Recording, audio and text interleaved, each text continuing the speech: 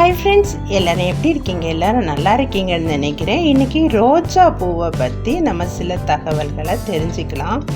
ரோஜா பூ பிடிக்காதவங்க இருக்கவே மாட்டாங்க, கரெக்டாக. சின்ன பிள்ளைங்க முதற்கொண்டு பெரியவங்க வரைக்கும் எல்லாருக்குமே ரோஜா பூ பிடிக்கும். ரோஜா பூ எல்லாருடைய வீட்லேயும் அழகுக்காக வளர்க்கக்கூடியது தானே.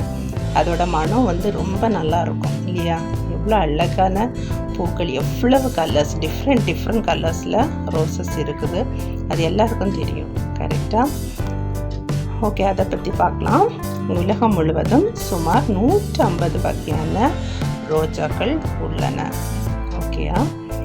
வாசனை தொழிலுக்கு ரோஜா எண்ணெய் மிகவும் முக்கியமானது.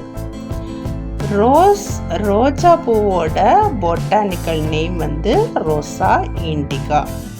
ஓகே, ரோஜா உலகில் மிகவும் பிரபலமான மலர். அமெரிக்காவின் தேசிய மலர் சின்னமாக ரோஜா உள்ளது. வாசனை தொழிலுக்கு ரோஜா எண்ணெய் மிகவும் முக்கியமானது. ரோஜா இங்கிலாந்தின் தேசிய மலர். ஓகே, நிறத்திற்கு ஏற்ப ரோஜாக்களின் அர்த்தம் உள்ளது. சிவப்பு ரோஜான்னா காதலிக்கிறவங்களுக்கு ரெட் ரோஸு அவங்க ரொம்ப யூஸ் பண்ணுவாங்க.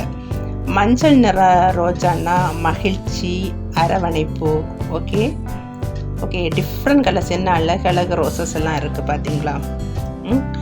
அப்புறம் ரோஸ் வாட்டர், பெர்ஃப்யூம்ஸ், ஸ்ப்ரே எல்லாம் இருக்கு இல்லையா, அது.